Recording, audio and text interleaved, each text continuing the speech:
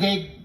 Pagdating sa Horizon Residence, dumidiretso kami sa basement upang maibaba ang nasabing basura at dalhin sa unit ni Congressman Saldico sa 56th floor sa nasabing lugar kung saan siya nakatira. Bago ibaba ang nasabing basura, ito ay bawas na. Halimbawa, nag-akyat kami ng 46 na malita.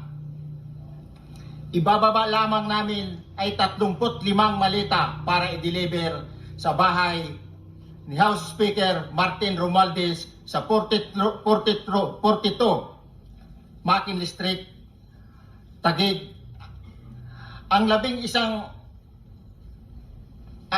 isang malita ay naiwan sa taas ng 56th floor sa Horizon Residence.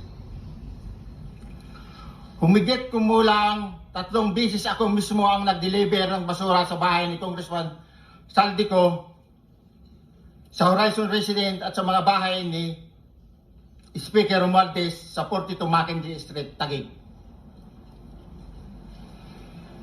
Mas maraming pagkakataon na nagde-deliver kami ng basura sa bahay ni Speaker Romualdez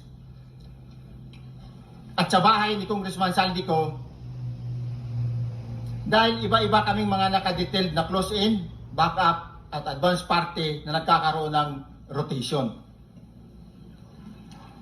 Sa huli, ako po ay nagnanais na mapasailalim sa Witness Protection Program dahil alam ko po nanganganib ang buhay ko at ang aking pamilya sa ginawa kong paglalahad na ito.